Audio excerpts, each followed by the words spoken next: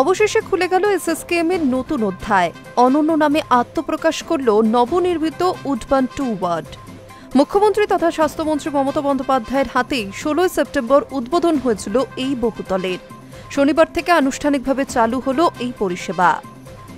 ৬৭ কোটি টাকা ব্যয়ে তৈরি হল 10 তলা এই ভবন। রয়েছে ১৩১টি আধুনিক কেবিন।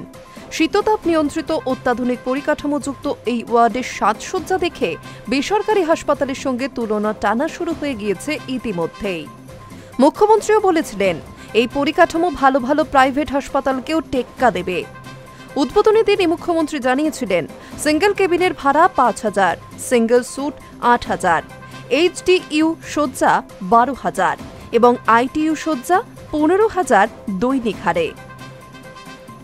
এসএসকেএম কর্তৃপক্ষ প্রথমে প্রতি কেবিনে ২,০০০ বেশি ধার্য করেছিল, কিন্তু মুখ্যমন্ত্রী নিজে তা কমিয়ে দেন। স্বাস্থ্য ভবনের নতুন বিজ্ঞপ্তি অনুযায়ী প্রতিদিন বিকেল ৩টে থেকে এখানে মিলবে ওপিডি পরিষেবা, যেখানে চিকিৎসক দেখাতে ফি বাবদ দিতে হবে ৩৫০ টাকা। এর মধ্যে ৩০০ টাকা ডাক্তার পাবেন, বাকি ৫০ টাকা যাবে হাসপাতালের তহবিলে।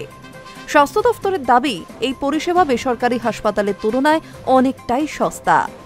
উদ্বোধনের সময় অনুষ্ঠানের মঞ্চে দাঁড়িয়ে মুখ্যমন্ত্রী আরও জানান, ২০১১ সালে যেখানে স্বাস্থ্য খাতের বাজেট ছিল ৩,৬৮৪ কোটি, এখন তা বেড়ে ২১,৩৫৫ কোটি। ৮ কোটিরও বেশি মানুষ স্বাস্থ্যসাথী পরিষেবা পেয়েছেন। মুখ্যমন্ত্রীর দাবি, রাজ্যের দৈনিক প্রায় ৭,০০০ রোগী স্বাস্থ্যসাথীর মাধ্যমে চিকিৎসা করাচ্ছেন। Hi News network.